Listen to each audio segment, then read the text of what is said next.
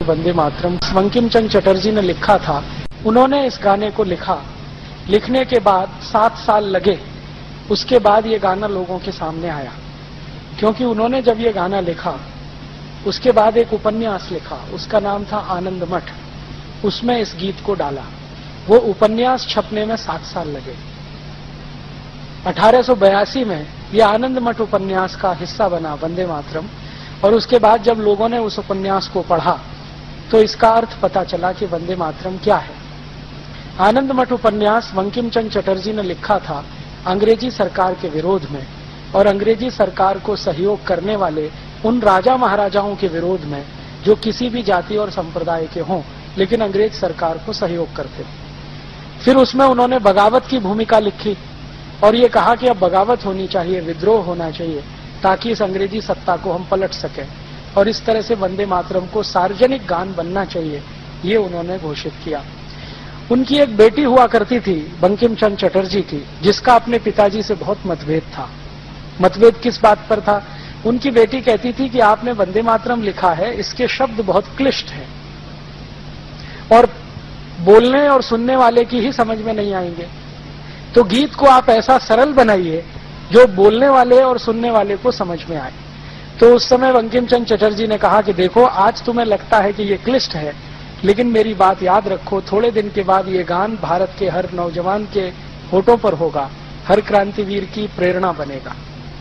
उसके बाद हम सब जानते हैं कि ये घोषणा करने के लगभग 12 साल के बाद चटर्जी जी का स्वर्गवास हो गया, वो जीवित नहीं रहे। बाद में उनकी बेटी और परिवार के लोगों ने ये जो आनंद मठ पुस्तक थी जिसमें ये गान था, इसका बड़े पैमाने पर प्रचार किया।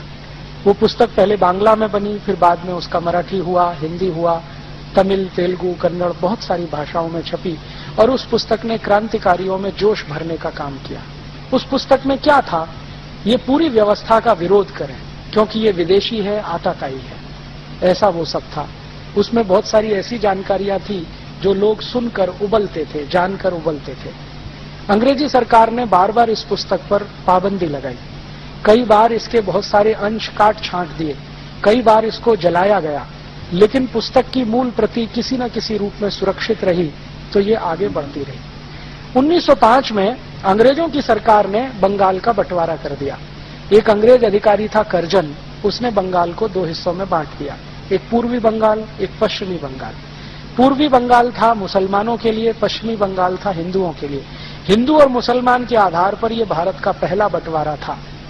तो भारत के कई सारे ऐसे लोग जो जानते थे कि आगे क्या हो सकता है, उन्होंने इस बंटवारे का विरोध किया, और बंग भंग के विरोध में एक आंदोलन शुरू हुआ। इस आंदोलन के सबसे प्रमुख नेता थे लाला लाजपत राय, जो उत्तर भारत में थे, बिपिन चंद्र पाल, जो बंगाल और पूर्व भारत का नेतृत्व करते थे, और लोकमान्य बाल गंगाधर तिलक, जो पश्चिम और मध्य भारत के बड़े नेता थे। इन तीनों नेताओं ने अंग्रेजों के बंगाल विभाजन के खिलाफ आंदोलन शुरू किया, और इस आंदोलन का एक हिस्सा था अंग्रेजों भारत छोड़ो, अंग्रेजी सरकार से असहयोग करो, अंग्रेजी कपड़े मत पहनो, अंग्रेजी वस्तुओं का बहिष्कार करो, और दूसरा हिस्सा था पॉजिटिव, कि भारत में स्वदेशी का निर्माण करो, स्वदेशी के पथ पर आगे बढ़ो। लोकमान्य तिलक ने इस आंदोलन को अपने शब्दों में स्वदेशी आंदोलन कहा। अंग्रेजी सरकार इसको बंग भंग विरोधी आंदोलन के नाम से कहती रही। लोकमान्य तिलक कहते थे ये हमारा स्वदेशी आंदोलन है। ये 6 साल चला।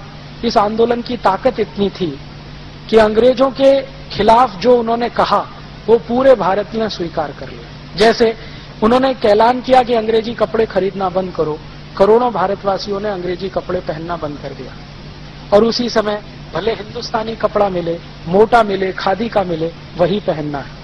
फिर उन्होंने कहा अंग्रेजी ब्लेड का बहिष्कार करो, तो भारत के लाखों नाइयों ने अंग्रेजी ब्लेड से दाढ़ी बनाना बंद कर दिया, वो उस तरह हिंदुस्तान में वापस लौटा। फिर लोकमान्य तिलक ने कहा अंग्रेजी चीनी खाना बंद करो, क्योंकि शक्कर उस समय इंग्लैंड से बनकर आती थी, भारत में गुड़ बनता था, तो हजारों लाखों हलवाइयों ने गुड़ डालकर मिठाई बनाना शुरू कर दिया। फिर उन्होंने अपील किया कि अंग्रेजी कपड़े से और अंग्रेजी साबुन से अपने घर को मुक्त करो, तो हजारों लाखों धोबियों ने अंग्रेजी साबुन से कपड़े धोना बंद कर दिया। फिर उन्होंने पुरोहितों को कहा कि आप शादी कराओ अगर लड़के लड़कियों की, तो उनके शरीर पर अंग्रेजी वस्त्र ना हो, तभी शादी कराओ। अगर वो अंग्रेजी वस्त्र पहनकर शादी करें तो शादियों का बहिष्कार करो, तो पुरोहित समाज ने सूट पैंट टाई पहनने वाले दूल्हों का बहिष्कार कर दिया। इतने व्यापक स्तर पर यह आंदोलन फैला। 6 साल के अंदर अंग्रेजी सरकार घबरा गई, क्योंकि उनका माल बिकना बंद हो गया, ईस्ट इंडिया कंपनी का धंधा चौपट हो गया। तब ईस्ट इंडिया कंपनी ने अंग्रेज सरकार पर दबाव डाला कि हमारा तो सारा धंधा ही खत्म हो गया है भारत में, अब हमको कुछ भी उपाय नहीं है, आप इन भारतवासियों की मांग को मंजूर करो। तो मांग क्या थी? एक मुख्य मांग थी कि बंगाल का जो बंटवारा किया है हिंदू मुसलमान के आधार पर, ये वापस करो, हमें संप्रदाय के आधार पर बंटवारा नहीं चाहिए। और आप जानते हैं कि अंग्रेजों की सरकार ने झुकना स्वीकार किया और 1911 में डिवीजन ऑफ बंगाल एक्ट कानून वापस लिया गया और बंगाल को फिर से एक किया गया। तब लोकमान्य तिलक को यह समझ में आ गया कि अंग्रेजों को झुकाना है तो इनका बहिष्कार ही सबसे बड़ी उपाय है और ताकत है। ये 6 साल जो आंदोलन चला 1905 से 1911, इस आंदोलन का मूल मंत्र था वंदे मातरम। ये जितने कार्यकर्ता थे, लोकमान्य तिलक, लाला लाजपत राय, विपिन चंद्र पाल के साथ काम करने वाले, उनकी संख्या 1 करोड़ 20 लाख से ज्यादा थी। वो हर कार्यक्रम में वंदे मातरम का उद्घोष करते थे। कार्यक्रम की शुरुआत में वंदे मातरम गाते थे, कार्यक्रम के अंत में भी वंदे मातरम गाया जाता था। बाद में क्या हुआ कि 1911 में लोकमान्य तिलक और इन सब लोगों के दबाव में और बंगाल में इतना जबरदस्त आंदोलन हो गया, उसके दबाव में अंग्रेजों की सरकार ने भारत की राजधानी को कलकत्ता से दिल्ली शिफ्ट कर दिया। अंग्रेजों को ऐसा लगता था कि अब हम कलकत्ता में सुरक्षित नहीं है, क्योंकि बंगाल इस आंदोलन का केंद्र था। तो उन्होंने अपने को सुरक्षित करने के लिए कलकत्ता से भागकर दिल्ली में शरण ली और 1911 में दिल्ली भारत की राजधानी बन गई। उसके बाद अंग्रेजों ने एक दूसरा काम किया कि भारत के लोगों को शांत करने के लिए, जो अंग्रेजों के खिलाफ विद्रोह से भरे हुए थे, अंग्रेजी राजा को भारत में आमंत्रित किया। जॉर्ज पंचम भारत में आया सन 1911। अब जब जॉर्ज पंचम भारत में आया तो इन अंग्रेज अधिकारियों ने जॉर्ज पंचम के स्वागत के लिए एक गीत लिखवाया और उस गीत का नाम है जनगण मन अधिनायक जय भारत भाग्य विधाता। क्योंकि इस गीत के सारे शब्द अंग्रेजी राजा जॉर्ज पंचम की स्तुति का गान है। जन गण मन अधिनायक, अधिनायक माने सुपर हीरो, भारत की जनता है, भारत के जो लोग हैं उनके तुम सुपर हीरो, तुम्हारी जय हो। माने कौन? जॉर्ज पंचम। इस गीत को जिन्होंने लिखा वो थे श्री रविन्द्रनाथ टैगोर। और रविन्द्रनाथ टैगोर की लिखी हुई एक चिट्ठी मेरे पास है, जो कभी समय आने पर मैं टीवी चैनल के माध्यम से पूरे देश को दिखाने वाला हूं। उस चिट्ठी में उन्होंने अपने बहनोई को लिखा है, जो थे सुरेंद्रनाथ बनर्जी और लंदन में रहते थे, ICS ऑफिसर थे। उनको उन्होंने लिखा है कि ये गीत मेरे ऊपर अंग्रेज अधिकारियों ने दबाव डलवा कर लिखवाया है, वंदे मातरम के पैरेलल। क्योंकि उस समय भारत में हर जगह उद्घोष था वंदे मातरम का, हर क्रांतिवीर गाता था वंदे मातरम। और इस वंदे मातरम को और ज्यादा लोकप्रियता तब मिली जब भारत का सबसे कम उम्र का क्रांतिकारी खुदीराम बोस फांसी के फंदे पर चढ़ा तो वंदे मातरम कहते हुए चढ़ा। उसके बाद तो सभी क्रांतिकारियों ने इसको बना लिया कि फांसी पर जाएंगे तो वंदे मातरम गाएंगे। वो चाहे भगत सिंह हो, चाहे अशफाक उल्लाह हो, चाहे ऊधम सिंह हो, चाहे शशीन्द्रनाथ सान्याल हो, चाहे कोई भी हो, सबने फांसी पे चढ़ने को स्वीकार किया वंदे मातरम के घोष से। अंग्रेजों को इससे बहुत चिढ़ होती थी, तो अंग्रेजों का यह कहना था कि इसके पैरेलल कोई गाना प्रचारित किया जाए। और उस समय 1911 में आपको मैं ऐतिहासिक जानकारी दे रहा हूं कि रविन्द्रनाथ टैगोर का परिवार अंग्रेजों के बहुत नजदीक था।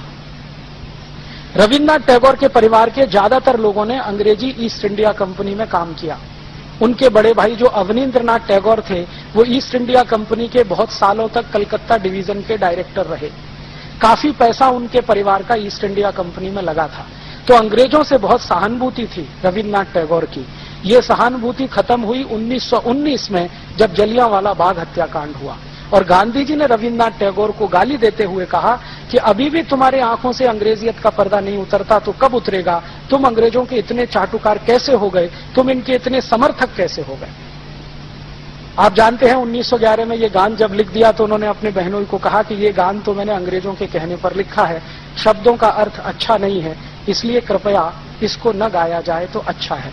लेकिन अंत में एक लाइन लिख दिया कि ये चिट्ठी किसी को न दिखाएं, क्योंकि मैं सिर्फ आप तक ये सीमित रखना चाहता हूं, कभी मेरी मृत्यु हो जाए तो जरूर सबको बताएं।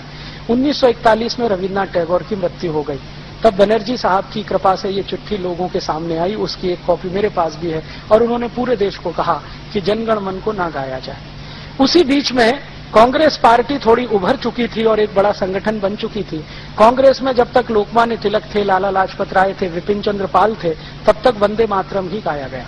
बाद में आप जानते हैं कि लोकमान्य तिलक का कांग्रेस के नेताओं से मतभेद हुआ, और कांग्रेस के नेताओं में उनका सबसे ज्यादा मतभेद हुआ पंडित मोतीलाल नेहरू के साथ, क्योंकि मोतीलाल नेहरू जी की योजना ये थी कि अंग्रेजों के साथ कोई संयोजित सरकार बने, कोलिशन गवर्नमेंट, और उसके लिए वो बार बार कहते थे।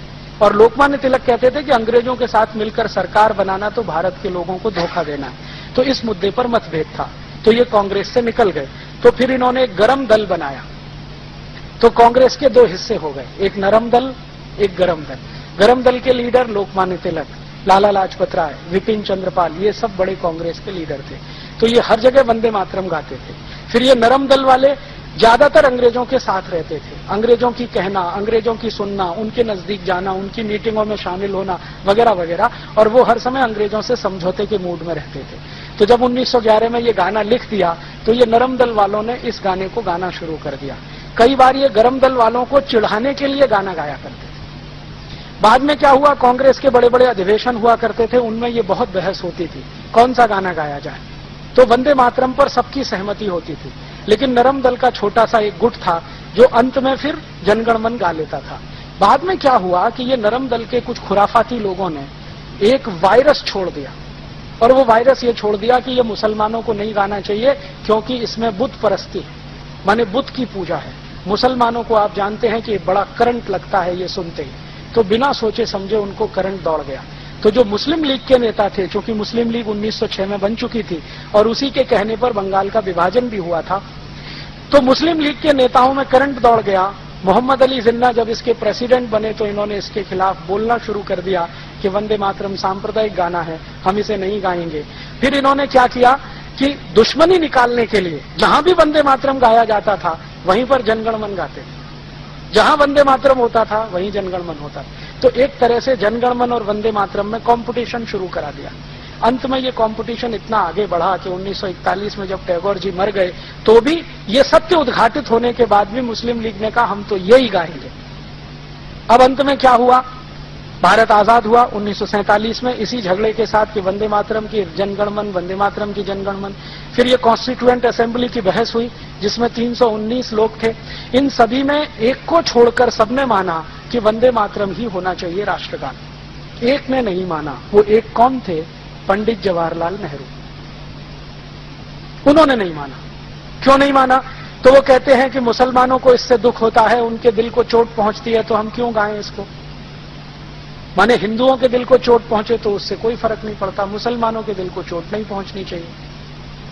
और नेहरू जी कहते थे कि इस समय मुस्लिम लीग की राजनीति चल रही है, भारत का बंटवारा किया है, इसका तोड़ करने के लिए मुसलमानों को साथ रखना जरूरी है, तो उनकी इन बातों को मान लेना ही अच्छा है। तो नेहरू जी बार बार यही तर्क देते थे। अंत में क्या हुआ कि सभी कॉन्स्टिट्यूएंट असेंबली के मेंबर्स ने कहा जी हमको तो ये बैठता नहीं है जनगण मन, तो फैसला कौन करे। तो गांधी जी के पास पहुंचे, तब तक गांधी जी जीवित थे। तो गांधी जी ने कहा कि जनगण मन के पक्ष में तो मैं भी नहीं हूं और तुम वंदे मातरम के पक्ष में नहीं हो, तो कोई तीसरा गाना निकालो। तो उन्होंने कहा आप ही निकाल के दे दो। तो गांधी जी ने एक गाना निकाल के दिया जो हमारा बाद में झंडा गान था, उसके पहले वो झंडा गान नहीं था। विजयी विश्व तिरंगा प्यारा, झंडा ऊंचा रहे हमारा, इसकी शान न जाने पाए चाहे आन भले ही जाए। ये जो गाना था गांधी जी ने कहा इसको बना लो, तो नेहरू जी उस पर भी तैयार नहीं। अब नेहरू जी का तर्क क्या था, नेहरू जी का तर्क था कि ये गाना ऑर्केस्ट्रा पे नहीं बज सकता और जनगण मन ऑर्केस्ट्रा पे बज सकता है। और जनगण मन आप जानते हैं अंग्रेजों का लिखवाया हुआ गीत था जॉर्ज पंचम के स्वागत के लिए।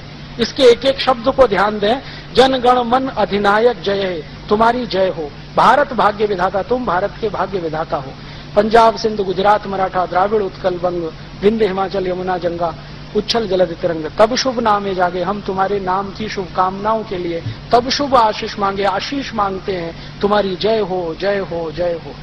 जॉर्ज पंचम ने जब ये सुना तो उसको अर्थ तो समझ में नहीं आया, फिर उसने इंग्लिश ट्रांसलेशन कराया तो जॉर्ज पंचम का स्टेटमेंट था कि इतनी खुशामद तो मेरी इंग्लैंड में भी कोई नहीं करता।